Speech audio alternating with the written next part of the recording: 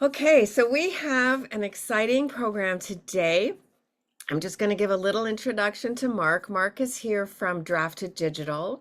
And for those of you who don't know, I publish my books through Drafted Digital and am a huge fan. I've been using it for years. I can personally say it's a great way to have your books distributed wide or specifically, or through libraries. And Mark is here.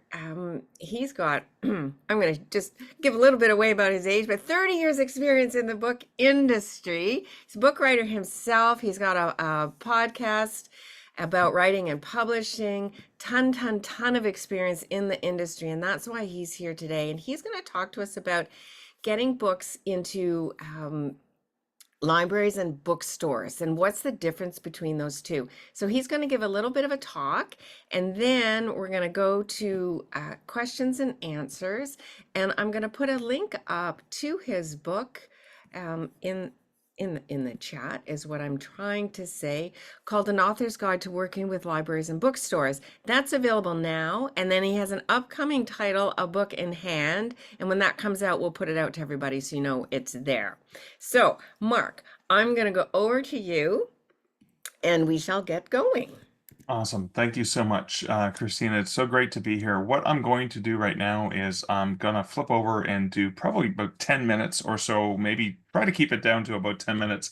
Just a high-level overview. I'm going to walk you through some tips and thoughts, and of course, open it up to discussion so we can kind of put some stuff out there, some ideas, and then you guys probably have some burning questions and things that you want to know. So let me just toggle over to the slide. And I'm gonna make everyone's beautiful faces really small so I can't really see you guys. And And just it's get in. there. So you guys can see this now? Is that correct? Yes, I just muted myself so you couldn't hear me, but yes, that's perfect. We Okay, can see awesome. the slide. Thanks for confirming. All right, so let's get into this. All right, so I'm just gonna toggle through. You don't need to know much about my background other than already Christina already said, been in the industry for a long, long time. I am the director of business development for Drafted Digital. This is not a sales pitch for Drafted Digital. I will leverage Drafted Digital as an example of ways you can get your books available to libraries or bookstores.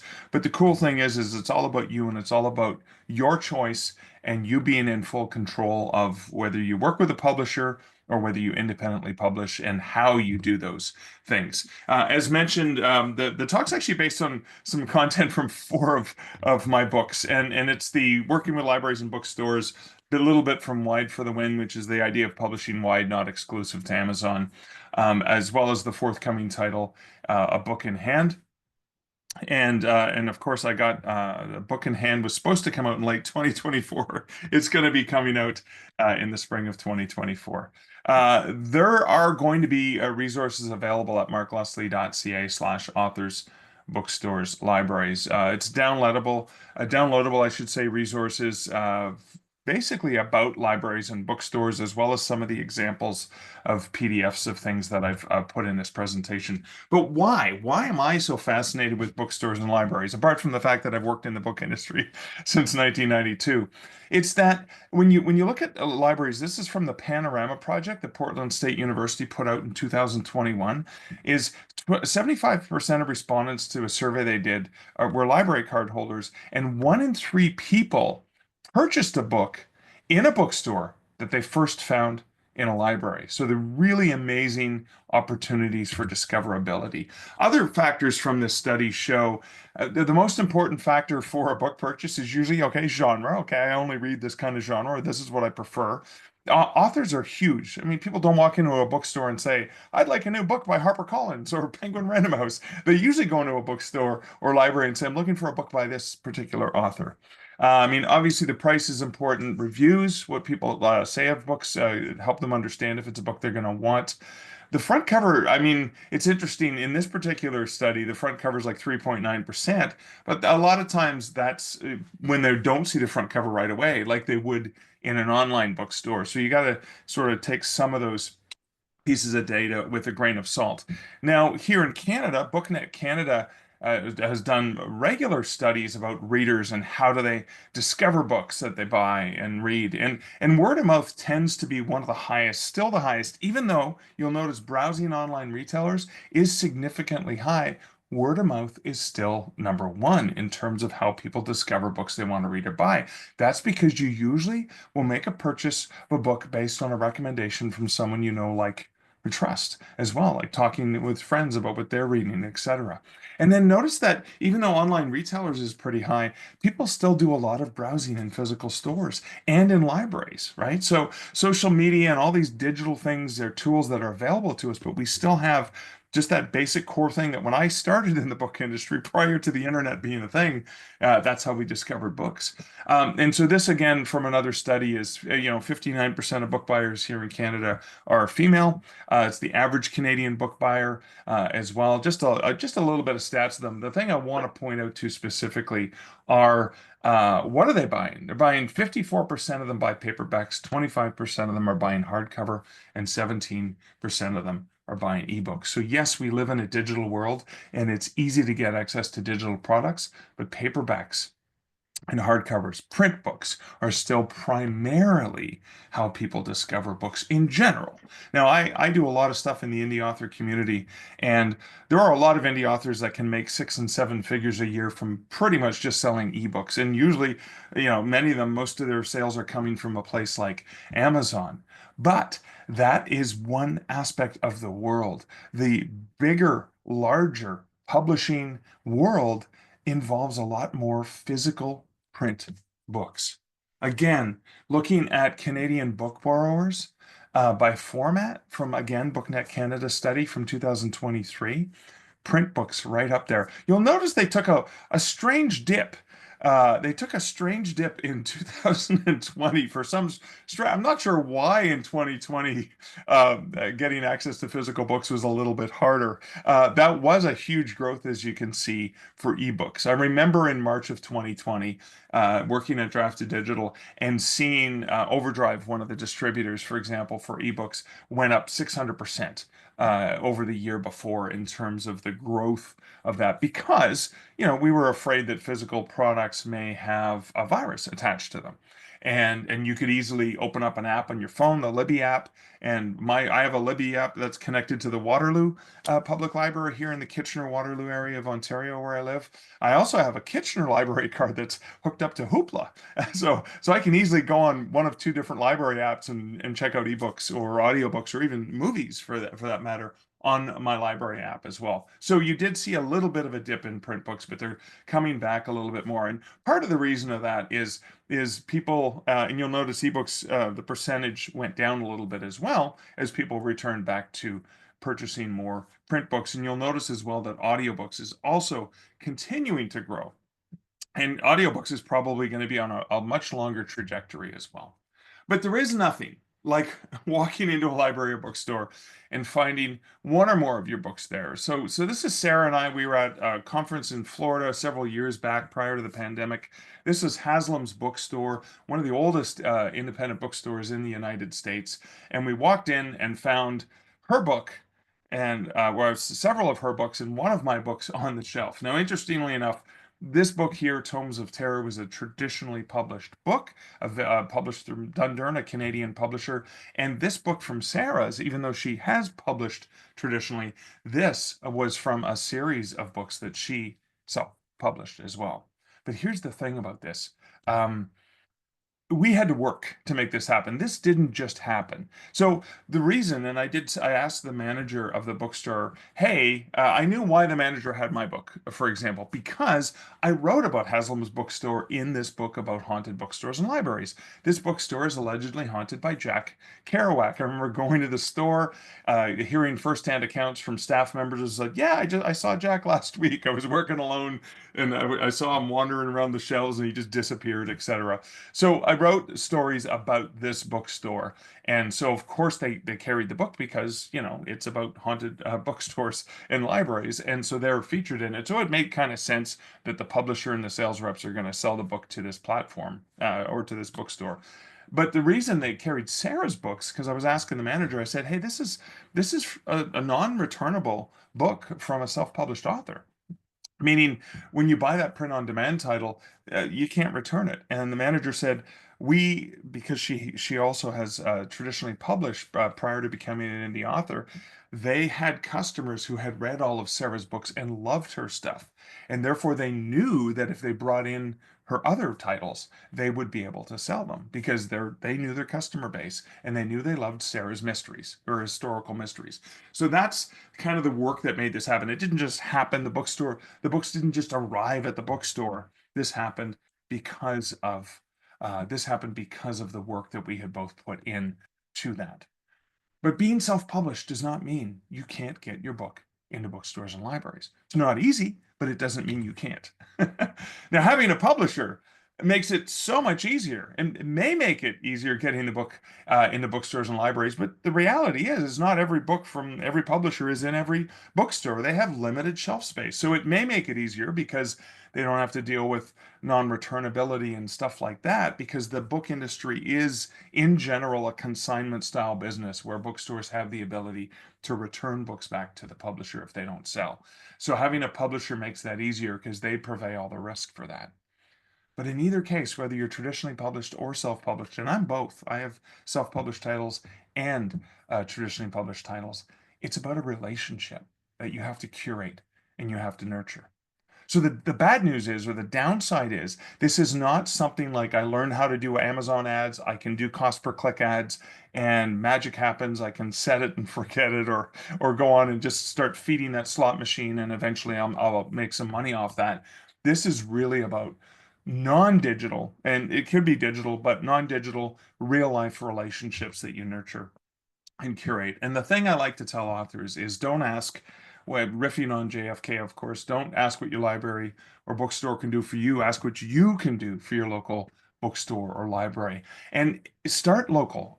Starting local is the best way to understand that. Going into the library, going into the bookstore, understanding who they are, who are their customers, what is it that happens in the store, what is it that happens in the library. When you go into a bookstore, you'll find displays right there of what is it that the booksellers are recommending? What are the titles that are hot and popular?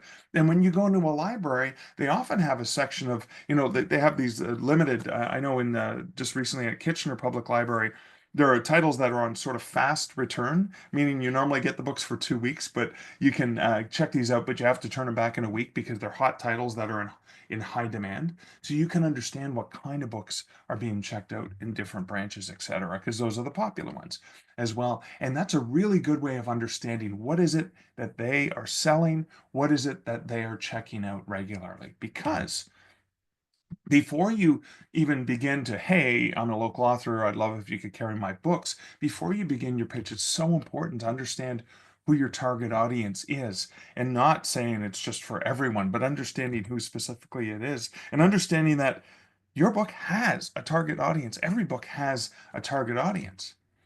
So the concept that it's for everyone is something we really need to fine tune, and I'm going to get into a few details about that. So some ways you can look at your target audience is who would be interested in or who would benefit from your book, and what problems does your book solve for them. Now, with nonfiction, it's pretty easy. Okay, I have a book about working with libraries and bookstores. Who's it for? Well, it's for authors who are looking to work with the libraries and bookstores. But let's say it's a novel. Let's say it's a cozy mystery novel. What benefit does that book bring to them? Well, the benefit is it's what cozy mystery novel should I read next because I've read this and that. So that's the problem that a fiction title can solve. And that's where it leads to understanding what in the industry we call as comp titles or comp authors, complementary titles, complementary authors, or comparative titles and comparative authors, depending on the way that's used. So what are the other books this person has already read and enjoyed? Therefore, you can find that.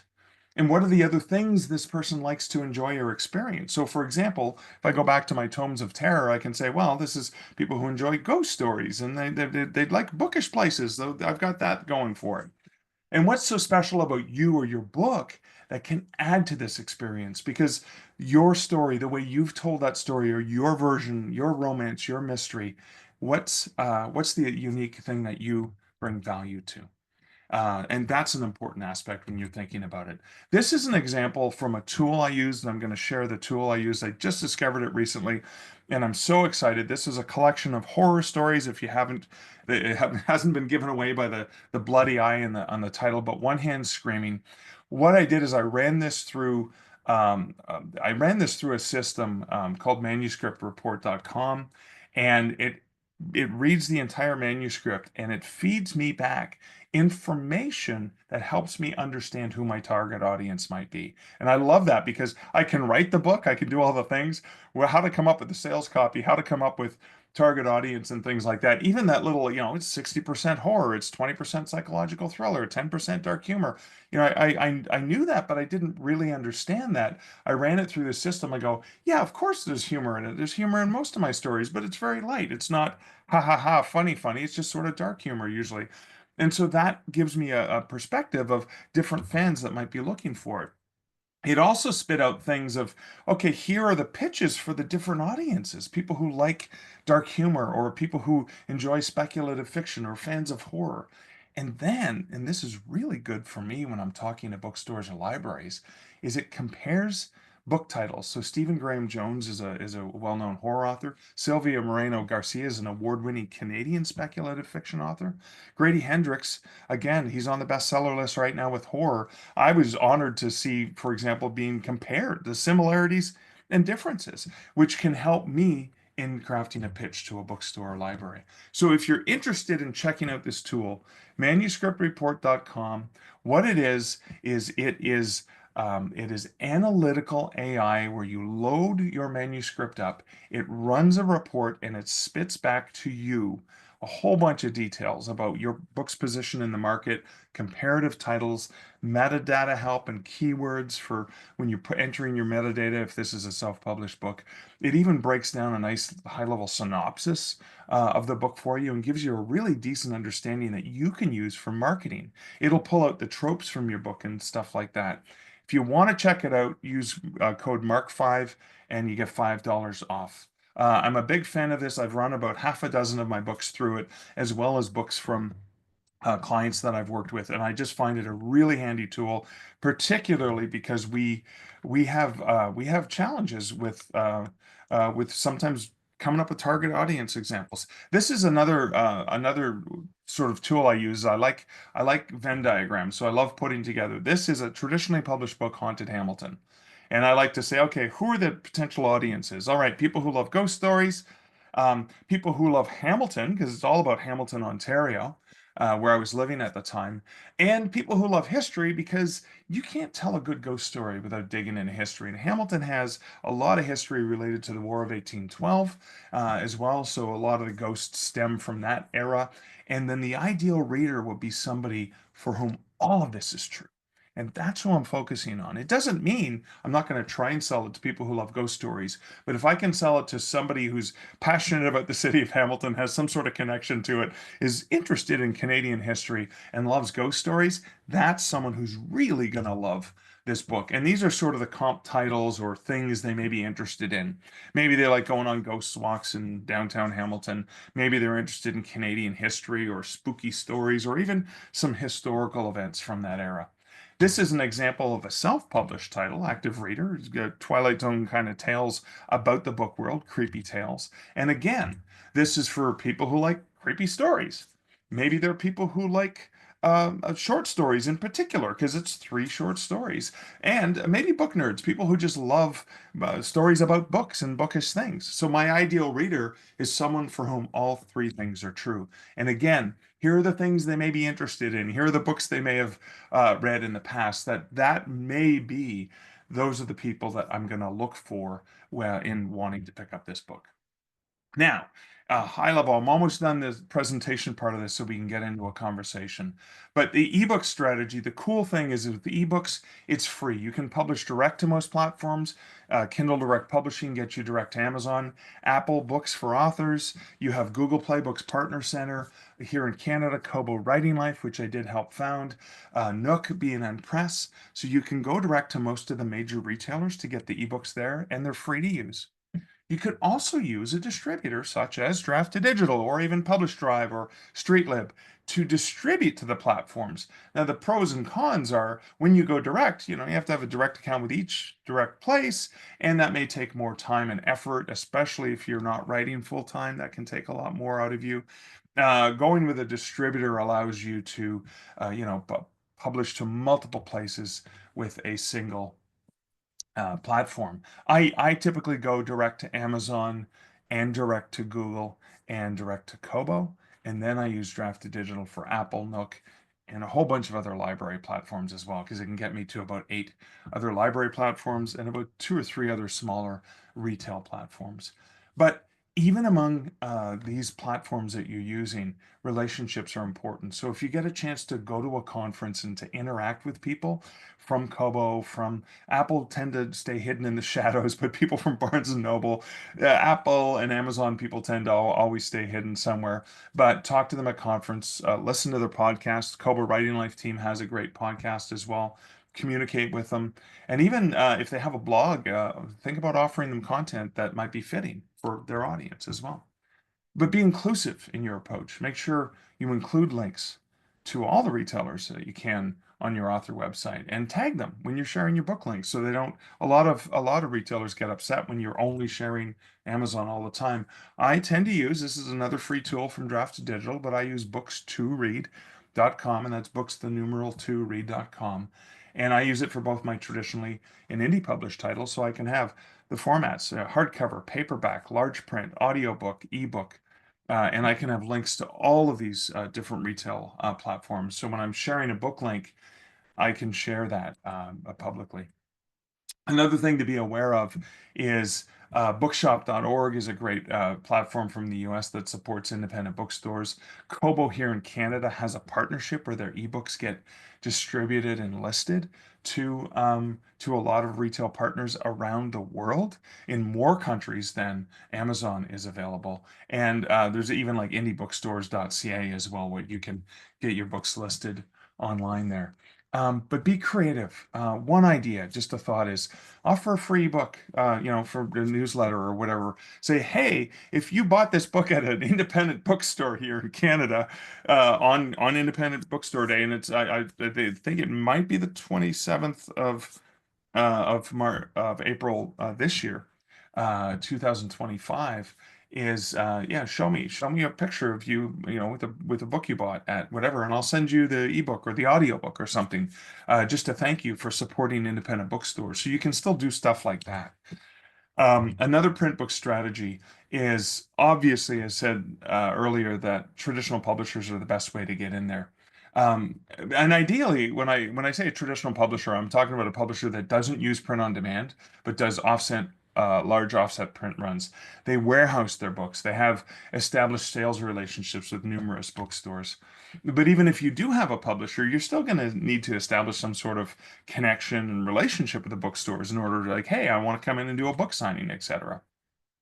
And remember that with print, the percentage that you get to keep as an author, whether it's trad published or self, is really tiny. My traditionally published books that sell for $25 Canadian, I get 8% of those. So I mean, I get about $2 and I get it a year later from the publisher. When I self-publish a book, even at the price around there, I might get a little bit more than that, but it's significantly smaller chunk than the 60 or 70% I get on that ebook as well. And that's because there's more players involved. There's distribution, there's warehousing, there's the printing, all of these different aspects, and everyone's taking a little bit of a cut of a slice of that pie.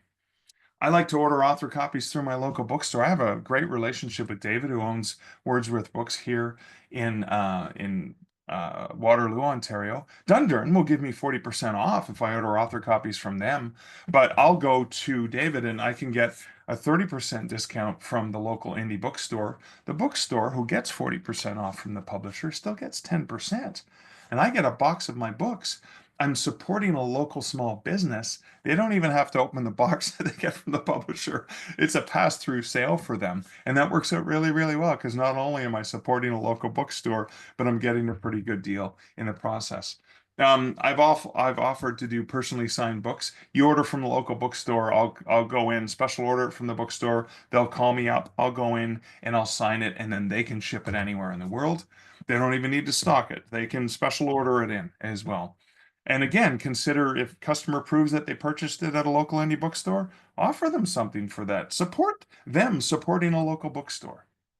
Um, so again, even if it's available through a distributor, the bookstore might order from the distributor. And traditionally, titles, as I mentioned, are fully returnable, so there's less risk to the bookstore. Um, but I've also offered bookstores, I said, hey, if you do a signing with me and you order my non-returnable stock, usually from Ingram Spark, I can buy up stock that doesn't sell. At the end of it, maybe they give me a discount on that, so they're not stuck with it. And then a lot of bookstores, whether they're chain bookstores like Chapters Indigo here in Canada or indie bookstores, a lot of them have consignment options where you can bring in stock and fill out a form, and you get paid for them that way. But be generous. Think about ways that you can support your local library or bookstore by helping them advertise. On some of my book tours, I created specific shirts that I gave to the stores to give to their favorite customers because Perfect Books on Elgin Street in Ottawa had a nice shirt that said, I love to haunt Perfect Books. And the front of it had Creepy Capital, my book. Cover on it, and the back of it had their URL and their branding. I've done a lot of stuff with Hamilton Public Library in Hamilton, Ontario, and again, I did similar shirts for them and their patrons. I've brought in Ghostbusters into some local bookstores. That's a chain and an independent bookstore as well, just to try and draw people in because, just seeing an author may not be fun, but going and meeting a real life Ghostbuster or a cosplay Ghostbuster could be fun. I've done stuff with Jamie at Epic Books in Hamilton as well, where I've done Halloween events and free ghost stories just to try and get people into the store and then potentially selling some of my books. I've even collaborated with other groups like walking groups, walking tours as well, where they did a free 10-minute tour which advertised their business, but it also gave people who came to my book launch something fun to do outside of just meeting me and hearing about the book. This is an example of a one sheet, and you can download an example at markleslie.ca/authors, bookstores, libraries. Rachel Amphlett has a thriller writer. This is a one sheet. It's kind of like a single page. There's two different layouts here where you can see a little bit about the book. What are the themes? What are the tropes? What's the information? When did it come out? And one of the things I like to do is, because I'm Canadian, I'll put a little Canadian flag there because maybe Canadian bookstores or libraries are interested in supporting Canadian authors. You can do the same thing from your state or province or however it is. But even the logos of where they can order it. So this is a book they can get from Lit Disco here in Ontario. They can order it from Ingram. They can get the ebooks from Overdrive or Hoopla or Biblioteca, et cetera, et cetera, et cetera. So that just lets them know easily where they can get it from. Um, I use the local fish, the local big fish in a small pool strategy a lot because bookstores and libraries really love to support and acknowledge local. Can be you as a local author, not just where you live now, but maybe where you were raised, where you went to school. I grew up in north of Sudbury, Ontario, and Sudbury, Ontario is one of the most supportive communities. I haven't lived there since I was 18 years old, but they still support me with every new book there because they're proud of the fact that I grew up in that town. And they support me a lot. And it can be content. The Algonquin Hotel in New York was pleased as punch to learn that my main character in the Canadian Werewolf series lives at the Algonquin Hotel. So I'm constantly advertising this amazing literary hotel in Manhattan. But don't forget, bookstores are businesses that have costs, so many hidden costs we don't see, and they operate on really low margins. So the books that they stock need to sell in order for them for the pay for those costs. So your books need to help them with that. Now, libraries are similar. They don't sell the stock, but they don't want the books just to sit there and take up space or the digital space as well, because it's still a budget that they have to acquire them with. So think about that. They need people to actually check these books out and be mindful. So going up to a bookstore during the busiest time of day or year when we're so busy just trying to sell books, they may not have time to talk to you. So be very careful and mindful of when you approach the bookstore to talk to them. And the biggest question to you as an author should be, how does my book help them achieve the goal of selling or getting this to the right library patrons? And will your book appeal to that customer base? And also consider your first impressions. If you already have a relationship, if you're already a patron of the store or library, that makes it so much easier because they already recognize you as opposed to being a stranger who just walks in. And again, help them. If, find out what the comp titles might be and share that with them. If you're Canadian, please, please, please write down publiclendingright.ca. If you are not American but live anywhere else in the world, plrinternational.com to find out about public lending rights programs. I just cashed a four-figure, multi-four-figure check from public lending rights. They come in every February, and it's basically me getting compensation from Canada Council for the Arts and thanks to the Writers Union of Canada for my books appearing in public libraries in Canada. And 36 countries around the world have these great programs. This is just some of my contact information, but I'm going to stop sharing the screen so I can see your beautiful faces again. Whew. Okay, that was a lot of information. Okay, that was more than 15 minutes. I'm sorry. That's all good. Lots of very interesting things in there. I'm going to start the questions off with how does an author make money when their book goes into a library? Oh, very good question. Okay, so you make money on the sale. So if it's traditionally published, you'll get that eventually from the traditional publisher. If it's self-published, you'll get the sale. For example, when I sell a book to Overdrive, for example, through Draft to Digital, I get about 48% of the library price. But I don't get any money anymore. So that's the first way that that works with a library. The second model, which isn't as common, but some platforms have it, it's exclusively the platform Hoopla uses, is not the one copy, one user model, which is similar to print, right? The library buys a print book and then they can loan it forever to one consumer at a time. And that's what that model is for ebooks too. They buy one ebook, they can only loan it to one consumer at a time. But it never wears out because it's digital, unlike a physical book where after 35 checkouts, they might have to buy one. But with cost per checkout, you don't make as much money. But cost per checkout means the library doesn't have to pay up front, but they do have to commit to paying every single time a patron checks that out. So the benefit to the library is they can go in and curate and say, instead of, okay, I can buy 100 books, or I can take from these 3,000 books and say for the month of February, I have $5,000 to put against these 3,000 books. And every time a patron checks it out, I will pay a micropayment. It's 1/10. So instead of $5, let's say on a $10 book, you're gonna get like whatever a tenth of that is. I can't do the math in my head, but you're gonna get pennies on that, right? You get 50 cents, let's say. And that is going to be every time they check it out, you get that money. So does that help? Yeah, Catherine told you it's 50 cents, so well done. Yay! I see I did the math in my head and everything. Yeah, because sometimes I hear the hesitancy. So on the one copy per user and your book goes up, you Yeah. get paid once for it, Yeah. but then it Yeah. could be read 1,000 times. But here's the other thing too, and I'm fine with that because and one of the things I should have said when I was like, you see all those books of mine, and go ask for them at the library. Because here's the thing, if the library has that available digitally, if they have that available in print, that aids my discoverability. So some other people are going to read that book. Yeah, even a physical copy as well. Somebody checks out one of my books from the library physically and they're walking around with it. That's a walking advertisement for me. So again, that's saving me money on having to drop money on Facebook ads and Amazon ads because someone's sitting on a bus reading my book, right? So that's kind of like free advertising.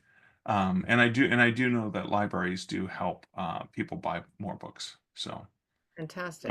so even if it's, yeah, I only get paid once for it, but the library has it. And again, I'm in Canada here, so we do have that extra benefit of it. I get extra money to actually make more money off of the public lending rate that I did on the sale of the book, which is Nice. interesting. Nice. Yeah.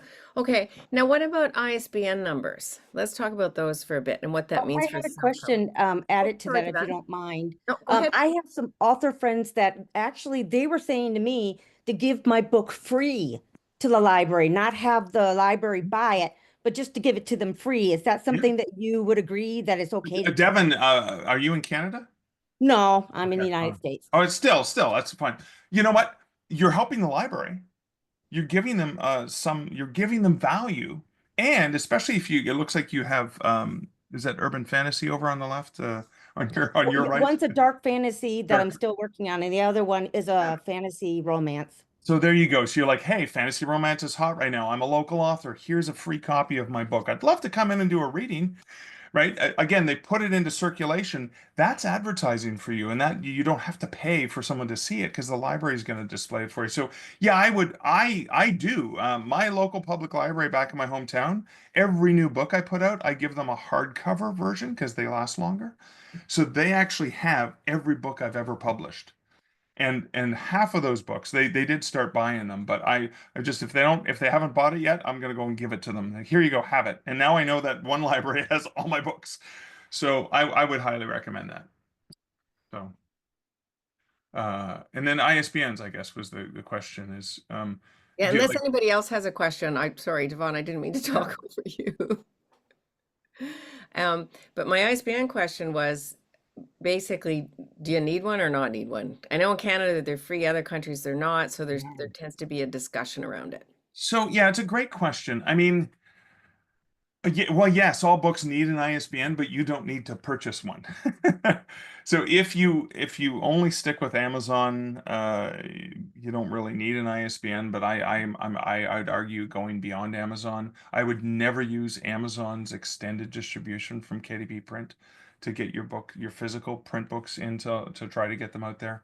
I would either use Draft to Digital Print or Ingram Spark, or Barnes& and Noble Press. All three of those systems get your book into Ingram, right? It's just three different ways of getting into the same system. And when your book's available in Ingram, bookstores and libraries have access to the book. Doesn't mean they're going to buy it, but they have access to the book. So you can pick one of those are one of multiple platforms you could use. Um, you can purchase your own ISBNs. Bowker manages ISBNs for global. Yes, here in Canada, the Canadian Council for the Arts buys them in bulk and gives them to Canadian authors for free. Draft to Digital gives them to you for free. Ingram Spark, I think, charges. I don't think they give them to you for free. So you can get a free ISBN from a retail platform. And I think B&N Press allows you to have a free ISBN because they pay for it. And it doesn't, yes, it technically means they are the publisher, not you, but who's checking? Nobody goes, oh, look, this ISBN's not Mark's. It belongs to Dundurn, like the publisher he used. It doesn't really mean anything. What really matters is the title and the author. What's important to me as an anal book industry guy and looking at sales data and trends is using the same ISBN per format. So my ebook has one ISBN and my hardcover has another and my trade paperback has another. That's important to me because in one of my jobs at Draft to Digital is I run sales reports, and I have to say Christina has two books on the top, selling two nonfiction books on last year's overall top 50 titles that Draft Digital sold for authors. So congratulations! But one of the reasons that she got on the list was probably because I'm not sure. Do you use Draft Digital print, or is it just the ebooks that we were? Of course I do. Oh, you do. So basically, Draft Digital only knows the sales if you use them for distribution. So they collect them all and go, okay, this ISBN had this many sales from this platform, this many from this one, this many from that, and it mixes the print and the ebooks together, and that's how we get the best sellers. So one of the important things about an ISBN is it's like a fingerprint for a book, and if you use three different ISBNs for the same book, it's kind of like vote splitting, right? You can have like 10 sales here and 10 sales here and 10 sales here, and then someone else had 12 sales and they beat you because your 30 sales got split into three piles rather than one big giant pile. So that's Right. one of the reasons that's one of the reasons I like to be very consistently anal about my ISBNs. Yeah. So your ebook, your paperback, your hardcover all have different ISBNs. Yes, yeah, it's per format. It's per format. So my hardcover has a specific ISBN. My trade paperback has a different ISBN. If I had a mass market version, like a different size paperback, that would be a different ISBN. Right. And I have, yeah, examples on my shelf. Even my shelves, I have like multiple versions of the same book, but they all have a unique ISBN. The ebook has its own unique ISBN. Okay, so Linda says ISBNs are not cheap in the US, so I just want to make sure with Draft to Digital for Americans, they still get a free ISBN like Canadian. Yeah. Anyone who uses Draft to Digital, wherever you are in the world, Draft to Digital purchases them from the US, from Bowker in the US, and gives them to anyone who wants to use them. Now, you can't just take it and run away with it. You use that ISBN on the ebook that they distribute for you. You Right. use that ISBN on the print book they distribute for you. So that just kind of like, hey, we paid for this. Now, Draft Digital does not pay $120 for an ISBN. Draft to Digital buys them about 50,000 at a time, so it gets a much better price. But the reason they do that is to try and remove a barrier. So it's like, yeah, okay, we're going to buy a lot of them. We're going to give them to you for free. And the way Draft Digital makes money, just so you know, is they keep 10% of whatever you make. So roughly, that's how it works out too. So if you're publishing an ebook directly, you get 70%. If it's through Draft Digital, you make 60%. So with the print, it's a smaller percentage, but you make a little bit less because they're keeping a small cut on every sale.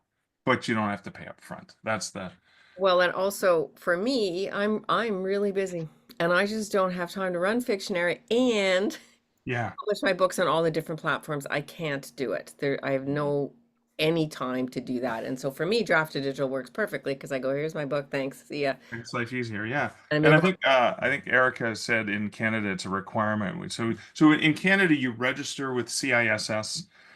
Each format has to be assigned to different ISBNs. And yeah, same thing in Australia. And now with CISS, we are required to send National Library of Canada 2 copies of each version. I can't send them 2 ebooks because they have no place to put them. But I send them 2 copies of the hardcover, 2 copies of the paperback as well. So again, it's a low cost for, well, actually, but cost of shipping in Canada, I may as well buy an ISBN. It's expensive. yeah.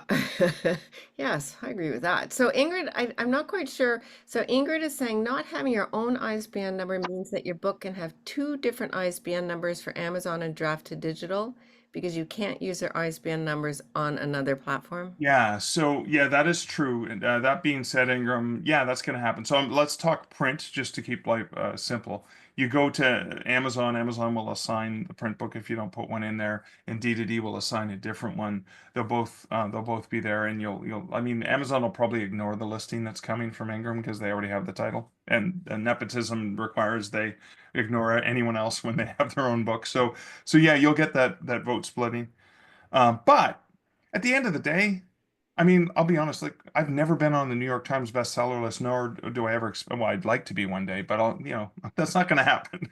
So I'm not going to worry about that too much as well, if Okay. that makes sense. One more here from Mark. If you already have an ISBN and then go with Draft Digital, can you use that same ISBN? Great question, Mark. Yes, you can. You have a choice. You can say, I have my own ISBN, stick it in for ebook, whatever, print, etc. Or you can accept theirs. It's your choice. Just like if you have the print ready file to go, you can load it, or you have the EPUB file ready to go, you can load it, or you can use their free conversion tools. So that's Okay. a great question. Yeah. Yeah. All right, let's change topics just a little bit. So you talked about doing author signings in bookstores or libraries. Mhm. Give us your number one tip for a successful author signing. What's worked best for you? They want to see that you're going, you don't want to just say, hey, I'm doing a book signing. You guys bring people to me. They want you to demonstrate that you're going to be able to bring people into the store. It's so important to a business, a local business, to bring in foot traffic to the store. So your author newsletter or however you can get the word out, share on social media, say, hey, and again, just continually share and say, hey, I'm going to be at this bookstore on this date. Come and check me out. Come and check these things out. So really do what you can to try to bring people there or give them a reason for coming there.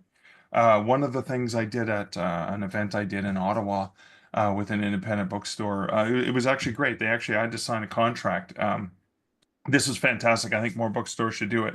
It's a lot of work to set up an event. And I wanted to do a reading and a talk, and they normally close at 6 o'clock, but they stayed open from 6 till 8 o'clock so I could do an event, which meant they had to take chairs and put chairs out, and they had to keep staff there, etc., which cost them money. So I signed a contract that said if they sell less than $200 worth of books in the 2 hours they stay open, I pay the difference. So if they only sold $100, I pay them $100. So I'm renting the space. And so what I did is I made sure I brought as many people as I could to the event as well. I even purchased, I had prizes, door prizes. Like, come on, there's a chance just for being there, you get a door prize. I bought the door prizes from the bookstore Nice. to help support the fact that they were going to make their sales. But to think about it that way. Think about the time and effort it takes for them to do this. And what are you doing to bring value? Because it's a partnership. It's not, hey, I'm at the bookstore. Okay, you guys do all the work, and I'll just, be the glorious author who gets all the praise and love. What is it that you're doing to bring traffic into the store? Yeah, I'm going to throw one little extra thing in there for people who are just starting. One of the things that worked well for me is I hooked up with other authors and convinced them to do a book signing with me. And Hmm. the thing that works well with that one, you kind of double, triple up whatever um, of your advertising, because you're all small and everybody's starting. And what we found at the actual events is sometimes if there's just one person and they're not well enough known, people are afraid to go and talk to you because they think, oh, what if I don't like the book? It's embarrassing. I don't want to. But if there's three of you sitting there and you're like, hey, I write murder mysteries, but my friend here, she does historical fiction. So if you like this, and you can start a dialogue and it looks really fun and friendly. And so that kind of entices more people to come. And any events I did with other people, I sold way more books than the one I did alone because the other authors were first thinking, oh, but you're going to take my sales away. I'm thinking, but no, we write really different books. We'll get a bigger audience of different people. And it's much easier for me. And I suspect lots of people, it's very hard to sell your own book. My book's awesome. Da, da, da. But it's really easy to go, this historical fiction novel and brag up somebody else's book somehow is easier. And so you can kind of make a little team and It also is. took the stress out of it for me too. I just found it more fun. No, that is so amazing. Yeah, I have a better time selling someone else's books. I tell you, you should buy Christina's nonfiction books for writers. They're amazing. I have a Yeah, it's hard time easier. trying to sell mine. It's easier to sell your books because I know they're good because I don't have that bias of like, oh, I'm not sure if my I book's ready. wrote it. Oh, But the other thing I love to do with the bookstores, because I mean, having been a bookstore manager, is again, yeah, people are curious. They see you sitting there, but they don't want to make eye contact with you. mhm. A few things I do because I write in certain genres like spooky stuff. I have Barnaby, my skeleton, that sits there, and that either attracts people, gives them an excuse. I can make a joke, haha, your buddy looks like he needs to eat, and I can jokingly say, well, if only I sold a book, then I could afford to buy this. Oh, my one. Right, so you have that opportunity, but then there's also the possibility of they see the skeleton and they go, "Ooh, I bet you he writes creepy stuff. I like that." Or they see the guy with the skeleton and they say, "Just don't make eye contact with the crazy bald guy because that's not my cup of tea." Right. So the other thing I love to do is see if they have enough of my stock to take a pile of my books, maybe even with a sign like featured author today, either at the cash desk or somewhere that's about 10, 15 feet away from me Yep. and put them there. So they see me, they see the pile of books, then they see my books over there. They don't have to come over and talk to me because people are scared. They don't want to be sold to. And Yep. I don't like selling. They walk over and they check out the books indiscriminately without having to worry about me trying to sell to them. And if the book is appealing, because I did my job and put the right blurb on the back, or my publisher did that, then if it's their cup of tea, they come over and go, are you the author? Yeah, could you sign it? Yep. Which is Is really that a great. good And it's, segue? Oh, sorry. it's funny you say that because I used to for outdoor markets, farmers markets, wherever you can get a booth and do the same thing to do author sales. And I had this beautiful little Wheaten Terrier who was it was like owning a teddy bear, and he was this Ah, lovely little dog. And so I brought him, and so he'd just be sitting there, and every kid that comes by goes, "Oh, mommy, can I pet the dog?" And then there yes. comes mommy. There, There, Catherine's Catherine's got got her. a She beautiful totally dog there. Yeah. understands. So the thing of bringing something that makes you relatable Yeah. is really great because it Yeah. does take that awkwardness out of the Yeah. conversation. Yeah. My friend Susie from Calgary had a wishing well story. It was about a magic wishing well. So she had a little model wishing well, and people could flip and make a wish. Yep, Give them something interesting. And it was like, well, that's because, wishing wells feature in my story. And it's not, it's a conversational icebreaker. It's beautiful. it's really Yeah. smart. So one more question here from Ingrid. Do you have a special autograph for signing events? Dun, dun, dun. I was told, Christine Catherine Rush taught me, have a different autograph for your books than you have for regular. I never did that, and I've just been Oh, consistent for 40 oh, years. Oh I well, do. I know. People can deep fake me anyways. But um, I do usually try to come up with for every book a different catchphrase, right? So for that book, so for spooky Sudbury, as I would usually by default write Sudbury is spooktacular, and then sign. And Yeah. so coming up with a catchphrase that's somewhat related to your, because I have 35 books, so I have to have a different phrase for every book. Now, if it's kind of like, oh, Christina, so great to finally meet you in person, but like I may write a personalized note that's applicable, but I usually have a default quote for every anthology, like story I've been published in, or in any book, and that just gives me, without having to come up with something on the spot. So it's a really good idea to have some sort of one or two catchphrases. I think Shayna and I did for Macabre Montreal. I learned I just did the word boo. And I made the zero, the O's from the boo, the eyes of a ghost, and I drew a little ghost figure. And some people who are artistically inclined, James Owen, draws a small dragon. He's a dragon artist, and he Right. draws a small dragon. So his autographs take a lot longer. Yeah. Um, And well, that's an interesting point too, is one of the things I learned is if you're having a really successful event, don't have a long book signature because you can't get through people fast enough. yeah, That people are standing there waiting. And so, I mean, I just signed Christine. I don't use my last name as my real signature. And the other thing, if you think it's going to be lots of people, have a friend stand there that who yeah, totally loves you and wants to help you, and they can talk to people in line. And then that yeah, just it keeps people there and entertained and stuff. So there's lots of tricks for really being efficient, yeah. but also having fun at selling. Well, a pad of sticky notes that's large enough that someone could write on with a friend. I've done this as a bookseller for people like Brandon Sanderson and big name authors who have lineups for hours. Is you get your sticky note, and then you say, oh, who do you want this made out to? Blah blah blah blah blah. And then you open the book, you prop the book, you stick the sticky note in so they can easily tag right to the page they want to sign. And then they don't have to see, oh, Christina with a K, Yeah. right? As opposed to CH, and all of that, and that reduces the time that it takes for them to sign because then they can just have a quick conversation with the person and sign. So that's another thing that I learned from bookselling. And yeah, having a friend do that for you, oh man, that saves so much time. It's so great. It's so great when you can convince somebody. You got to do something for them in return, but that's okay. Yeah, well, That's it's the usually for me, course. I just have to buy them a beer. So Nice. That's a good exchange. All right, so we're getting close to the end of the hour. Anybody else have questions for Mark today?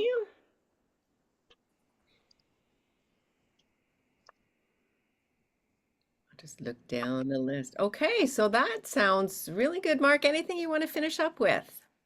no, I just want to say the other thing to remember. I think I saw Erica has a signing coming up. A chapter's very exciting.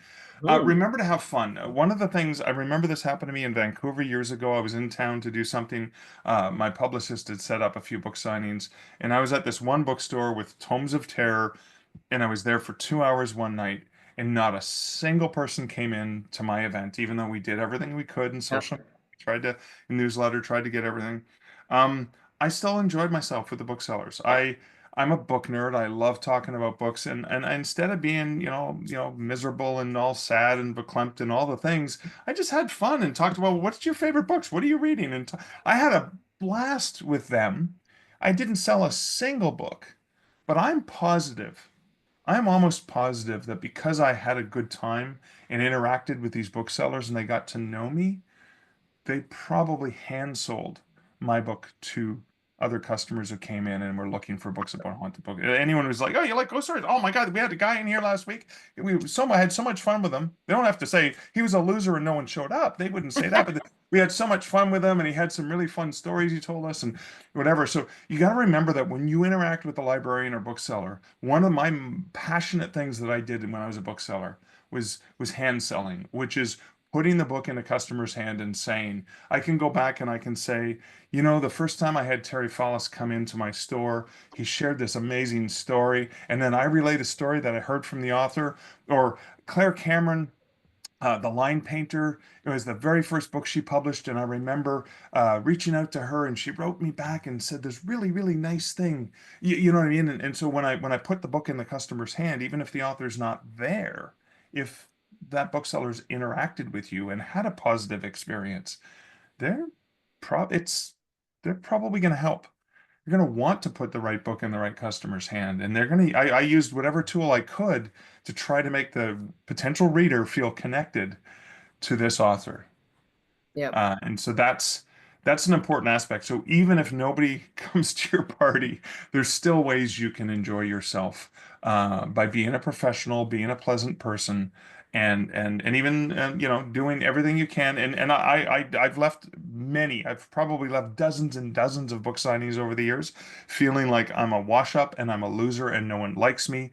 And why am I wasting my time in life? Because we all have imposter syndrome.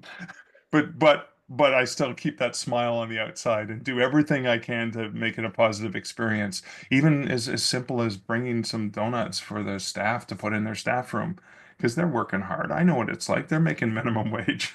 Yeah. So, Yes. Smile. That's it. That's the yeah, even if trick. you're crying on the inside, like I might be, you just like you still want to put on somewhat of a. I mean, unless it's a depressing story or whatever, is a memoir or some really sad event, then maybe that's part of it too. So, but just do what you can to leave them with some sort of impression of just how awesome you are. And that's the other thing I have to say is don't undersell yourself. My good friend James Owen I had mentioned said nobody ever inspired anyone else to greatness by pretending to be less awesome than they actually are. You did this amazing piece of work. You put your heart and soul into it. It's okay to be excited and proud of that baby of yours that you're putting out into the world. And your book is going to make other people's lives better. The right person, it's going to positively impact them. So don't forget that. And you're there sharing this with the world. So don't forget that. Don't forget to be kind to yourself while you're doing this. Yeah, so you know what we're going to do? We're going to end on a super positive question. What has been your best signing ever from Ingrid? Oh, that's a great question. Actually, I think the most I've had really good signings where I haven't sold anything, but the best signing that I felt good about and that I sold the most was when I launched Haunted Hamilton. I did it in collaboration with a Ghost Walk group. I did it at the public library in collaboration with the local independent bookstore. We sold over 120 copies of my book. We filled the auditorium and everyone got a free Ghost Walk out of it. So not only was the event great, I got to meet people, I got to sign books, I sold a lot. The bookstore was happy, the library was happy, and then the Ghost Walk, we got to finish on a high, going out and just experiencing some spookiness from downtown Hamilton. I mean, not the creepiness of downtown Hamilton, but the spookiness of downtown Hamilton. That was probably one of my favorite signings ever, only because everyone involved seemed to get something great out of it. Nice. Fantastic. Well, as always, this audience has been really lovely, and thank you for asking all these questions. Great It makes questions. our presenters feel most welcome. And Mark has been here many times, and I really hope you'll come back again with some other awesome topic because the topics are always different, and there's so much to learn about publishing a book on all aspects. And it's really valuable for us, Mark, to have you here and spend the time and answers questions that impact our lives and can help us be better at selling our books. And so I just really want to thank you for that and truly appreciate it. Thank you. Alrighty, bye everybody. Have a great day wherever you are in the world.